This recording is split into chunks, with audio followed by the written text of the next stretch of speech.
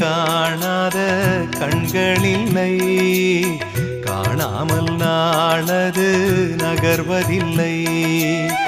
கண்ணன் என்றாலும் கள்வன் என்றாலும் கருணை புரிவான் ஸ்ரீ கிருஷ்ண பகவான்.